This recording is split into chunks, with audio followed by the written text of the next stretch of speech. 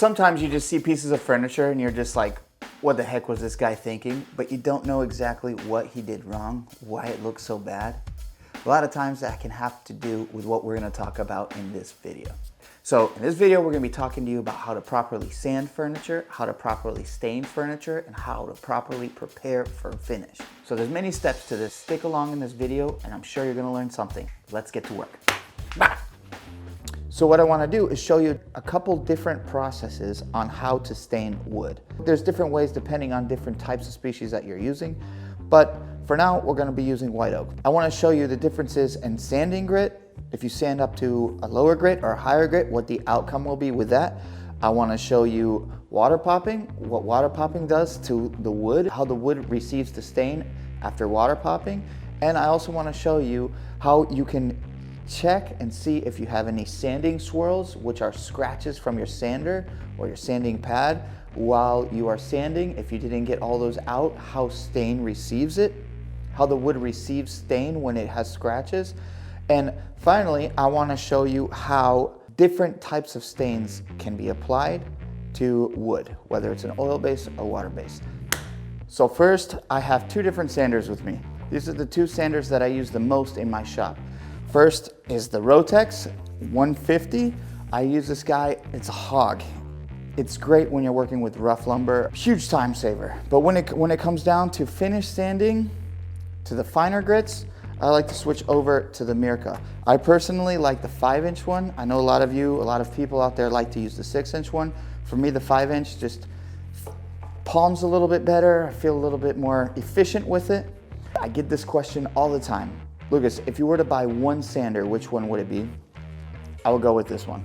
When you're staining, a lot of times it will pop any scratches that were previously in there that you didn't get out on the raw wood. Because a lot of times the raw wood, little fine scratches can be seen, and you want to make sure you get all those out. And in doing so, this sander helps a lot with the confidence of it for me. So what I'm going to be doing now, first I'm going to be taking this guy, the Rotex 150, and I will be hitting all these with 60 grit in the grinder mode. Just because I have a lot of planer marks in here, I have a lot of scratches, I have a lot of issues that this wood has. And I want to use 60 grit on that just to make it quick and efficient for me. I will be leaving these slabs in different steps of quality of sanding. I'm going to have 6 sections here sanded at different quality, to different grits, different care, different time. I'll be paying less attention to detail in certain areas. When I'm picking out a sander, I usually like to find one that has a dust collector port on it, because a lot of times the scratches that you can get in the surface of your wood come from just the dust that is sitting that you're kicking off of your slab or your piece of wood. The sander is designed to spin in a certain motion, and when there is any type of material between your sander head and the wood, that can cause unnecessary or unwanted scratches. So always keep your vacuum on. Keep it sucking. You don't want it sucking too hard, because that can also change the orbit of your sander, because it might want to stick into one place and won't allow you to move naturally with a natural orbit of the sander. So just a tip. First, I'm going to be taking a 60 grit sanding disc. You want to make sure that you line your sanding disc along with the holes of your sander.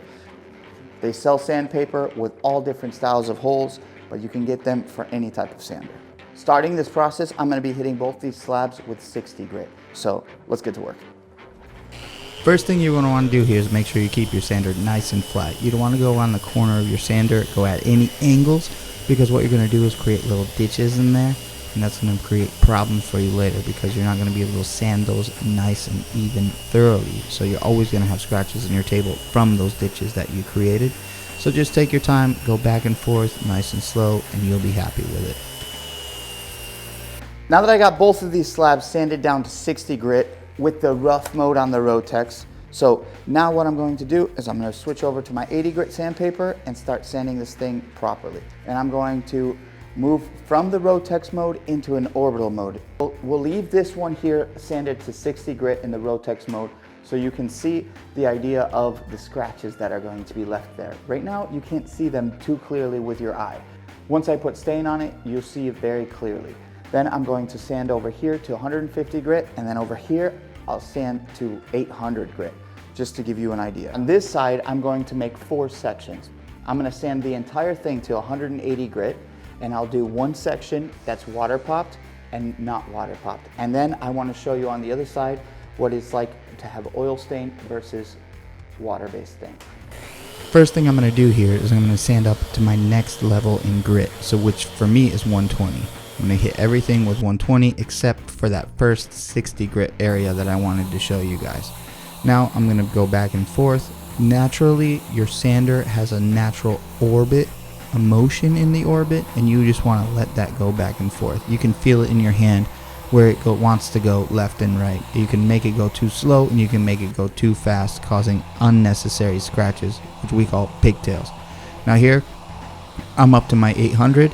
You can see that it's already getting polished. You can see the difference in color in the wood, and it's looking nice. Next, I'm going to clean my wood. Here, I'm using Rubio Monocoat's Raw Wood Cleaner. It's my favorite product to use on cleaning wood because it statically charges the wood, gets out all those particles of dust in it to make sure that any finish or any stain is actually bonding to the wood and not the fibers of sawdust that are left in it. Next, I want to tape off the areas that are going to be stained differently, and first here I'm going to be water popping this, so I'm kind of using the tape as a border to make sure that the water doesn't get on that other piece. So with water popping or raising the grain, you can think of wood like it's a bunch of fibers that are put together, and when you add water-based stain or you add a water-based finish, it's going to raise that grain, those fibers on its own. So a lot of times you want to water pop beforehand and let those fibers raise prior, because funny enough, this only happens one time because those fibers are only going to get exposed once. And then when you sand down those fibers that you already raised or water popped, you're not going to get any raised grain when you put on that water-based finish or that water-based stain. Another thing to note is that when you water pop wood, you're opening fibers, so it's allowing stain to penetrate even deeper. Also, wood is always expanding, contracting, especially in New England where I live, and this is going to give you a little bit of a heads up to make sure that you protect that top layer.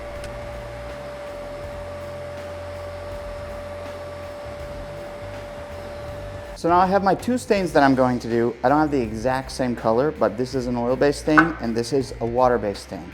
That's the 2 differences I wanted to show you. First, you're going to want to mix up your stain nice and good. All that pigment of the stain can settle in the bottom of the can, and you want to get that mixed up with the rest of the material of the stain.